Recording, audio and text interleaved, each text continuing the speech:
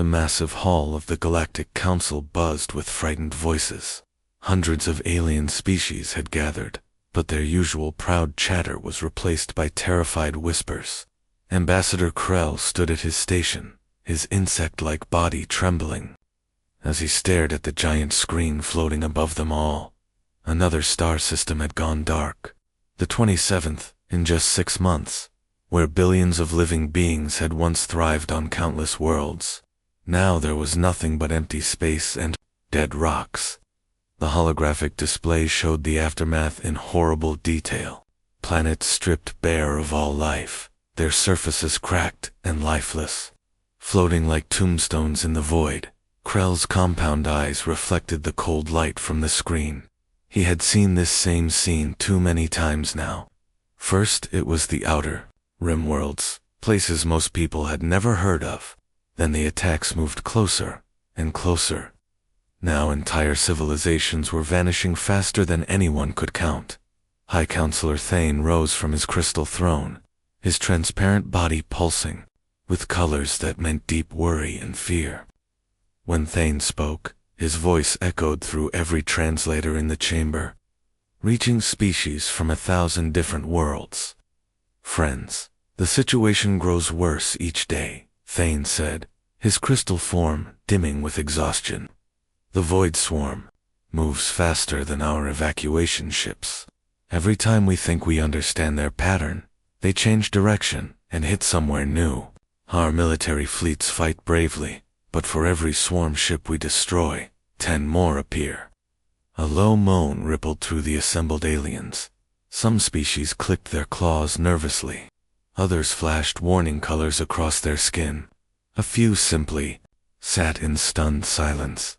Elder Myra glided forward from her section, her long robes flowing behind her like water. Her people were known throughout the galaxy for their wisdom and peaceful nature. They had lived for thousands of years without ever raising weapons against anyone. But now, even the gentle Myra looked desperate. "There may be one path left to us," she said, her voice soft but carrying to every corner of the vast chamber. "In the old archives, buried deep in files, most have forgotten, there are records of something called champion protocols." The chittering and clicking stopped. Every being in the chamber turned to listen. Mira continued, her bioluminescent tears leaving glowing trails down her face. "Long ago, when our ancestors first reached for the stars, they created emergency beacons. These were meant to call for help from champion worlds, planets that produced heroes of incredible power and courage. Beings of pure light and justice, who would come to aid those who could not save themselves." Krell's mandibles clicked together, rapidly, a sign of extreme nervousness in his species. "But Elder Myra, those are just stories we tell children, myths and legends, to help them sleep at night." "Perhaps," Myra replied. "But what if they are not? What if somewhere in this galaxy, there really are worlds that create champions, heroes who could stand against the swarm when all our technology has failed?" Thane's crystal body flickered as he processed this information. "The quantum beacon network. Yes, it still exists. Most of the old relay stations are damaged, but the core transmitter should still function." He paused, his colors shifting to deep uncertainty. "However, the translation systems are badly corrupted. We cannot be sure any message we send will be understood correctly." The chamber erupted in debate. Some aliens argued it was worth the risk. Others claimed they would be wasting precious time on fairy tales. But as the arguing continued, more reports came in. 3 more worlds had gone silent while they talked. Finally, Krell stood up, his voice cutting through the noise. "What choice do we have left? Our fleets are losing. Our evacuation ships cannot save everyone. If there is even a small chance that champions exist somewhere out there, we must try." The vote was close, but desperation won. Deep in the bowels of the Council Station, technicians worked frantically to bring the ancient quantum beacon online. The device was older than most civilizations, built by species whose names had been forgotten eons ago. When the beacon finally activated, it sent a pulse of energy racing across the galaxy at speeds that defied physics. The message was simple, a plea for help from those who had nowhere else to turn, a cry for heroes to come and save them from the darkness that consumed worlds. But, as the signal traveled through damaged relay stations and corrupted translation matrices, something went wrong. The desperate call for champions of light and justice became scrambled. Words changed meaning. Context shifted. On a small blue world orbiting an ordinary yellow star, deep space monitoring stations picked up the strange transmission. Military computers processed the garbled message, trying to make sense of the alien communication protocols. When the translation finally appeared on screens across Earth's defense networks, it read like a straightforward mercenary contract. Some unknown clients were requesting expendable biological assets and shock troop specialists for pest control operations in distant star systems.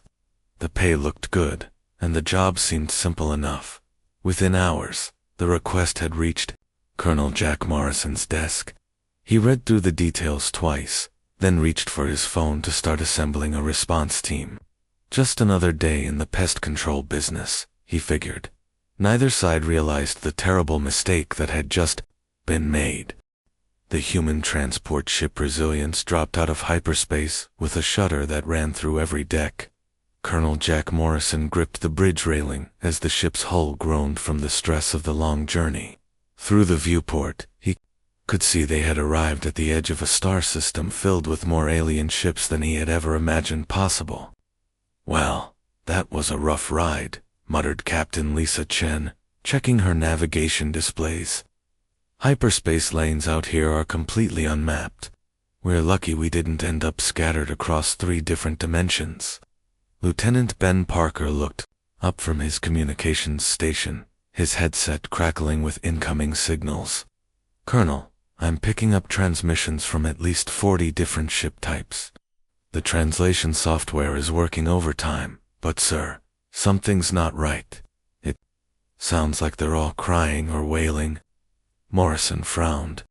The job briefing had mentioned alien clients, but nothing about this level of emotional distress.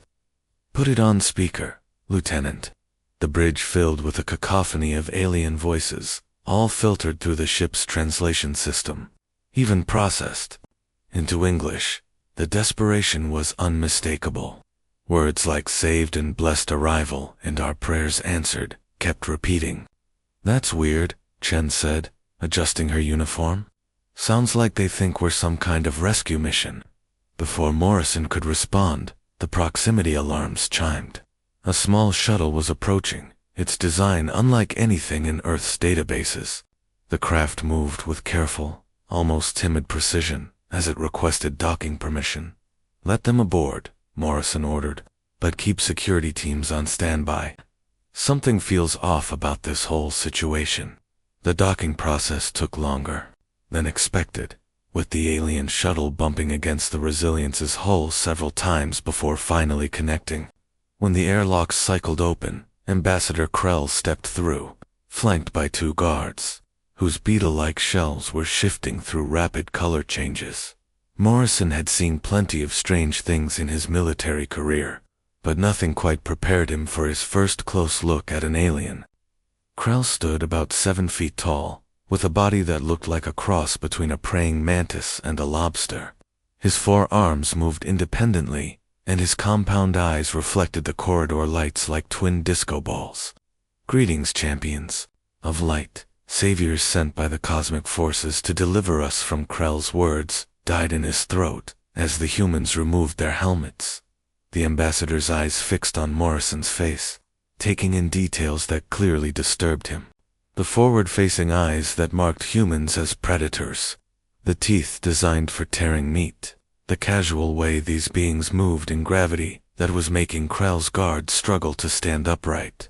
"Colonel Jack Morrison, Earth Defense Corps," Morrison said, extending his hand in what he hoped was a friendly gesture. "We received your job posting and came as fast as we could. You mentioned something about pest control work." Krell's translator device sparked and smoked as it tried to process the concept. Job posting. You are not divine champions, summoned by our desperate prayers to the universe. Staff Sergeant Maria Rodriguez, standing behind Morrison, let out a hearty laugh. Divine champions. That's a new one. No, buddy. We're just professional exterminators, though I'll admit, we're pretty damn good at what we do. The color drained completely from Krell's shell, leaving him a sickly gray color. His guard started backing toward the airlock. What followed was the most awkward cultural exchange in galactic history. The aliens had prepared a formal briefing room with ceremonial lighting and offerings of sacred crystals. The humans showed up with coffee, energy bars, and portable data tablets. Elder Myra, who had traveled from the far side of the galaxy for this moment, nearly collapsed when Morrison casually mentioned that Earth's atmosphere was 21% oxygen. You breathe explosive gas? She gasped, her translator struggling with the concept. Well, it's only explosive under certain conditions, Morrison replied, sipping his coffee. Mostly it just keeps us alive. Though, I guess it does make fire burn pretty good. Things got worse when the humans started describing their homeworld. Rodriguez mentioned that deadly solar radiation hit Earth's surface every day, but humans just wore sunscreen and went about their business. Parker talked about how earthquakes and volcanic eruptions were so common that most people barely noticed them anymore. Your planet moves, Krell asked in horror. The ground shifts and breaks apart. Yeah, tectonic activity, Morrison nodded. Makes for great hot springs though. Nothing like relaxing in naturally heated volcanic water after a hard day's work. 3 alien diplomats fainted when Chen explained how humans had learned to split atoms for both power and weapons, and how Earth's medical facilities regularly dealt with diseases that would wipe out entire alien populations. Wait, Elder Myra whispered, her voice barely audible through her translator. Your species has weaponized microscopic life forms. Oh sure, Rodriguez said cheerfully. Biological warfare has been around for centuries, though we mostly use it for medical research. Now we've got some really creative ways to fight cancer. The briefing room fell silent except for the sound of alien breathing apparatus working overtime. Half the delegation was passed out on the floor, while the others frantically typed updates into their portable computers by the end of the session.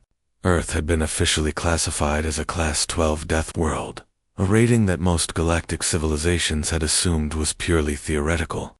The aliens' databases now contained warnings that would make any sane being avoid the Bait Sol system entirely. But it was too late for warnings.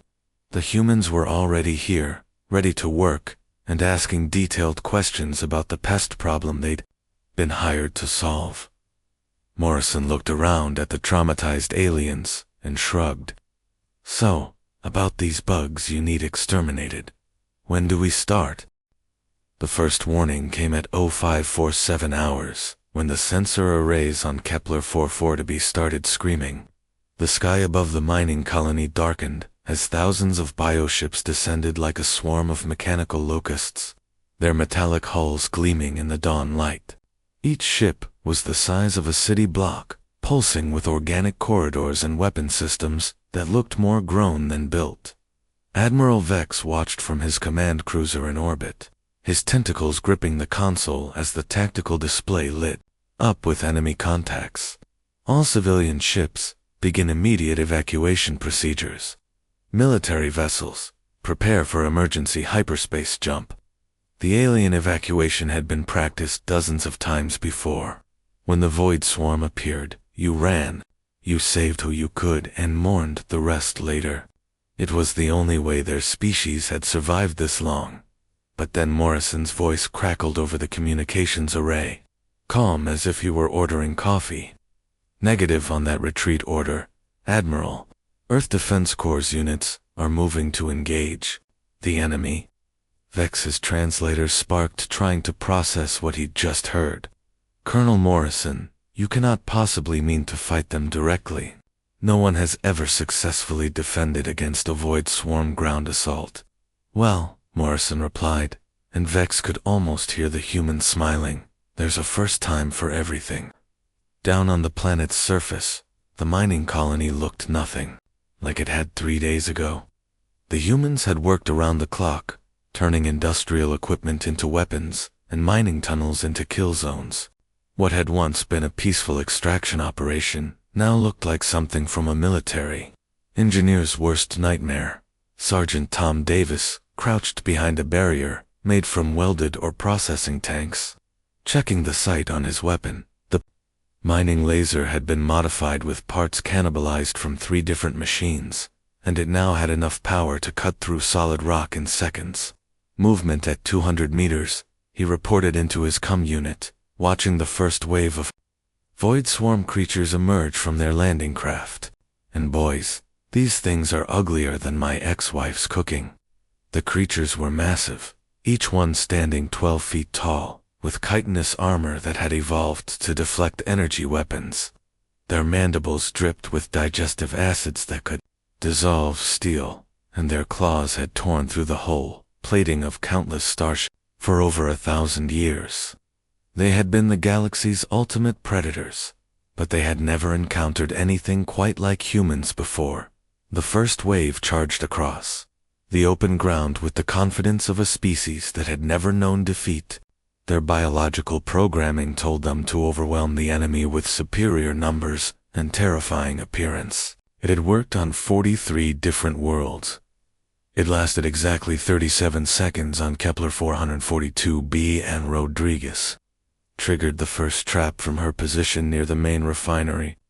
The mining charges she'd buried in the ground detonated in sequence, sending sprays of molten metal fragments through the air like deadly confetti. 6 creatures disappeared in the first blast, their armor no match for superheated or moving at hypersonic speeds. "That's what you get for making me skip breakfast," she muttered, already sprinting to her next firing position. The surviving creatures hesitated, confusion rippling through their collective consciousness.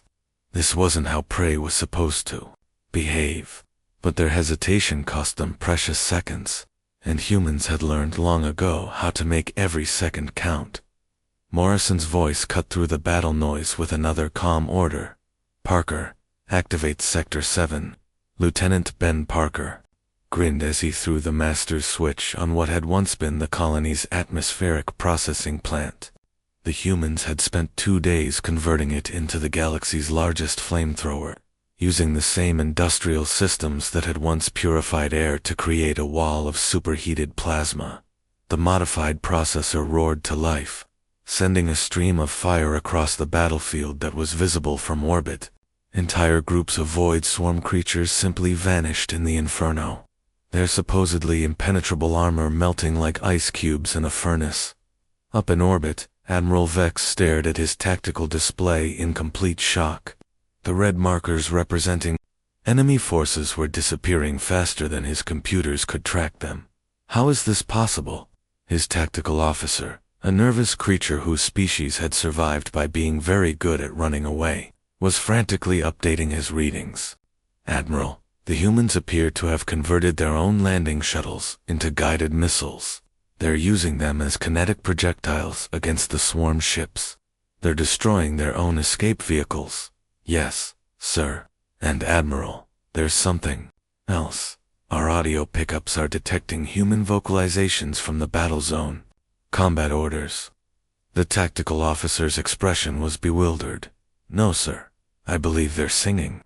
Indeed, down on the surface, the humans had begun an impromptu chorus of classic rock songs as they systematically dismantled what was supposed to be an unstoppable force. Davis was halfway through an enthusiastic rendition of An Old Earth Battle Hymn when he took down his 8th creature with a perfectly aimed laser blast. The Void Swarm, for the first time in their species' existence, began to retreat. Their collective intelligence was processing something completely outside their experience. They were being hunted. They were being out-predatored by something that seemed to enjoy the fight more than they did. Rodriguez paused in her reloading to watch the creatures pulling back toward their ships. Well, that was fun, she said. Anyone else hungry? I'm thinking we celebrate with some of those ration packs that taste like pizza. The battle was over. The impossible had happened, and somewhere in the depths of space, the rest of the galaxy was about to learn that humans had a very different definition of pest control than everyone else. The silence across the battlefield was deafening. For 3 days, the sounds of combat had echoed across Kepler 442b as the Void Swarm threw wave after wave of their forces against the human defenders. Then, suddenly, it all stopped. The massive bioships that had darkened the sky were pulling back, retreating into the upper atmosphere with a haste that defied everything the galaxy knew about Void Swarm behavior. Ambassador Krell stumbled through the wreckage of what had once been a peaceful mining colony, his compound eyes struggling to process what he was seeing. The ground was littered with the remains of Void Swarm creatures, their supposedly indestructible armor cracked and melted. Human-built traps and weapons were scattered everywhere, jury-rigged from mining equipment and held together with what appeared to be industrial tape and pure determination. He found Colonel Morrison in the colony's old cafeteria, sitting at a plastic table and methodically working his way through a brown military meal packet. Around him, human soldiers were celebrating, sharing stories, and laughing as if they had just finished a routine training exercise rather than the first successful ground defense against a Void Swarm in galactic history.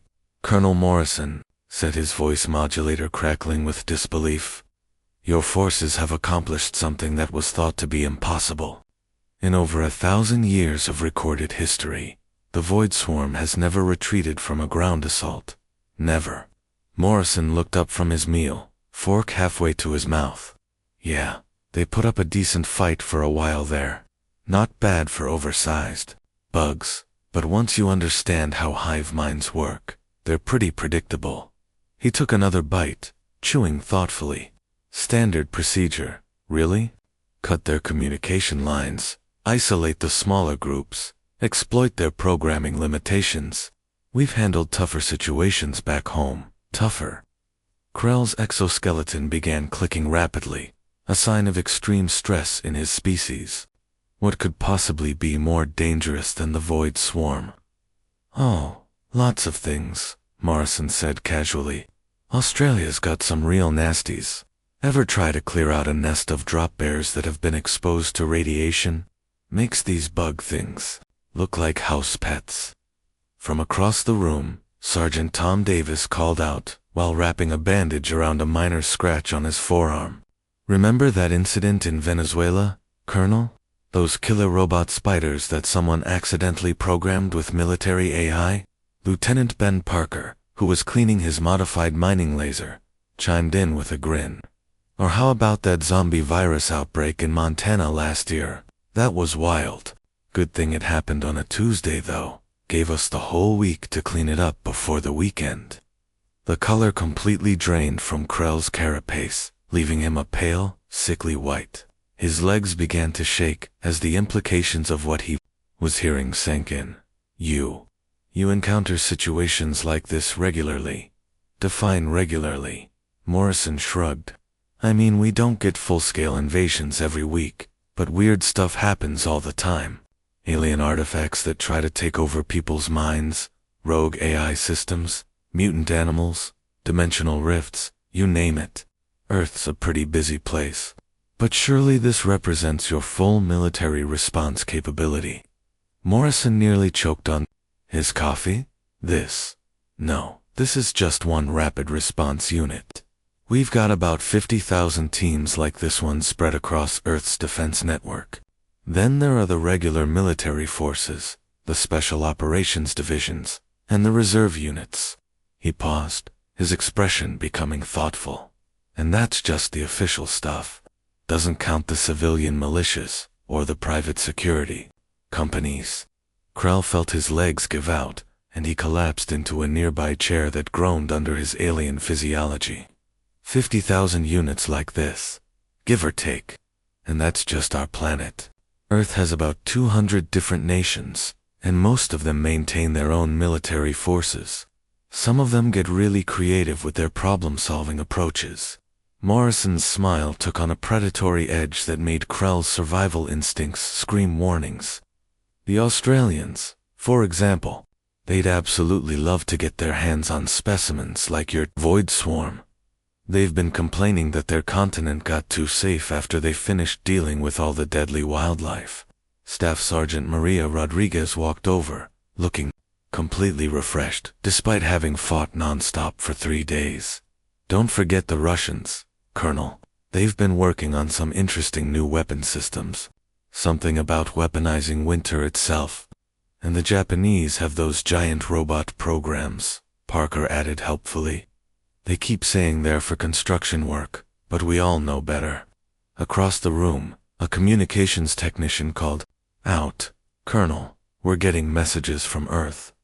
High Command wants to know if we need backup. They've got 3 carrier groups on standby, plus that new experimental division out of Nevada. Morrison waved dismissively. Tell them we're good here. Just a routine pest control job. But let them know we might have found some interesting specimens for the research boys. Meanwhile, light years away in the depths of space, something unprecedented was happening within the collective consciousness of the Void Swarm. For over 1 billion years, they had been the apex predators of the galaxy. They had consumed entire civilizations, turned thriving worlds into lifeless husks, and never once encountered resistance that lasted more than a few hours. Now, for the first time in their species' existence, they were experiencing genuine fear. The central intelligence that controlled trillions of individual creatures was processing concepts it had never needed to understand before. Retreat, defeat, the existence of something higher on the food chain than themselves. Emergency signals went out on every quantum frequency the swarm controlled. New protocols were established overnight. The small blue world, orbiting the unremarkable yellow star, was to be avoided at all costs. The system was marked in their collective database with symbols that roughly translated to apex predator territory, and evolution's mistake. The age of void swarm dominance was over. A new player had entered the galactic stage, and they played by rules that made no sense to anyone. The emergency session of the Galactic Council 6 months later was unlike anything in recorded history, where once hundreds of species had gathered in confident unity. Now barely half that number sat in nervous clusters throughout the vast chamber. Many civilizations had simply stopped responding to communications entirely, choosing to seal their borders and hope the new reality would somehow go away. High Counselor Thane's crystalline form had lost much of its former brilliance, now flickering with the dull patterns that his species displayed during times of deep despair. The holographic displays that once showed territorial boundaries and trade routes now displayed something far more disturbing, a galaxy-wide map marked with human installations spreading like a benign infection across known space. Elder Mira rose slowly from her position, her once flowing robes now seeming to drag behind her like chains. The bioluminescent tears that had once glowed with hope now pulsed with the weak light of exhaustion and regret. Fellow beings, she began, her voice carrying to every corner of the chamber, through translation devices that had become far too familiar with human linguistic patterns. The war is over. The Void Swarm, the terror that consumed worlds for millennia, has been defeated. A ripple of what should have been celebration moved through the assembled aliens, but it carried the hollow ring of victory achieved at too high a price. They have retreated beyond the galactic rim, Myra continued, leaving behind only a single transmission that our linguists have been analyzing for weeks. The message, when translated from their biological communication protocols, reads simply, "The Death World has awakened. Evolution's mistake walks among the stars. Those who wish to survive should run." The chamber fell silent except for the nervous clicking and chittering of species that had never known true fear until now. Counselor Vex, whose tentacles had developed a permanent tremor since first encountering humans, spoke up from his position near the tactical displays. The humans have established what they politely call peacekeeping stations in 17 different star systems. They claim these installations are for our protection against future threats. Protection, Ambassador Krell repeated bitterly, his exoskeleton bearing the stress fractures that had developed over months of trying to negotiate with beings who viewed galactic diplomacy as an interesting hobby. They have converted 3 entire asteroid belts into what they describe as mining and defensive infrastructure. Our deep space sensors indicate these installations contain enough firepower to sterilize entire sectors. The displays around the chamber updated to show the human installations. What looked like simple mining operations to casual observation revealed themselves under detailed analysis to be weapons platforms of staggering complexity and destructive potential. The humans had managed to weaponize everything from asteroid rotation patterns to solar wind collection. They have requested permission to establish permanent bases within our territorial boundaries, Thane announced, his form flickering more rapidly with distress. They framed these requests as mutual defense agreements, designed to provide rapid response capabilities against any future external threats. The chamber erupted in a cacophony of alien voices, all expressing variations of the same terrified question. How had their desperate plea for salvation turned into an occupation by beings who made their worst nightmares look like children's bedtime stories? Krell stood slowly, his movements betraying the emotional exhaustion that had become common among all aliens who dealt regularly with humans. I have been in direct communication with their global defense initiative for the past month. The translations have finally stabilized, and their intentions are now clear. He paused, seeming to gather courage for what he was about to say. They are offering to establish permanent human military presence in any system that feels threatened by external forces. They promise to deal with future problems using what they term proportional response protocols. Elder Mira's bioluminescence dimmed further. What exactly does that mean?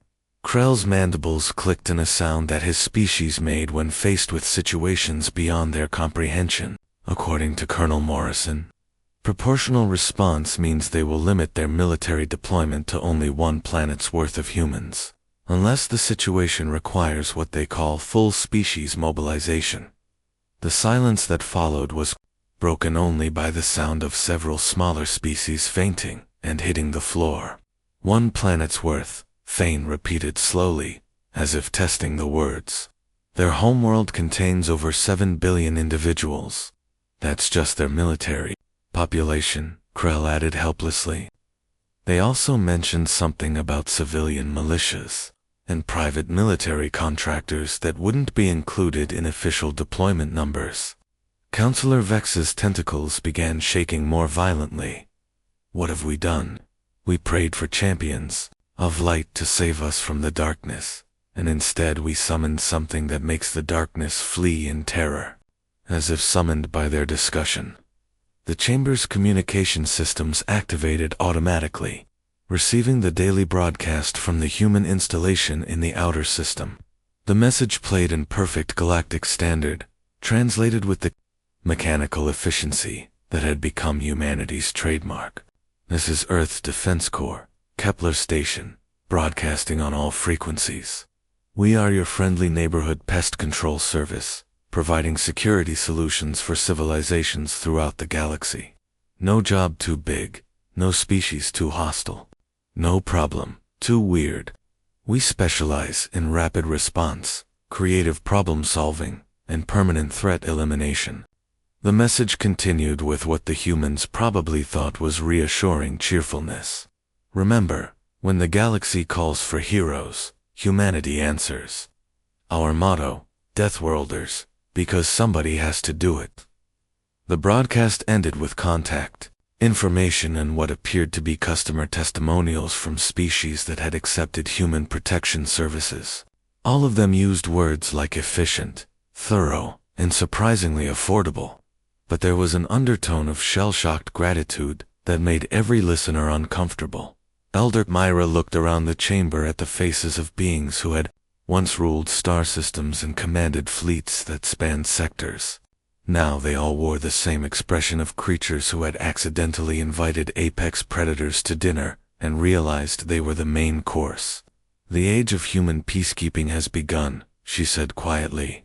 "May whatever gods we pray to have mercy on us all."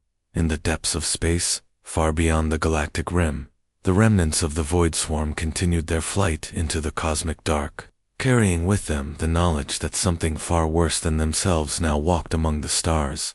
Behind them, humanity was just getting started.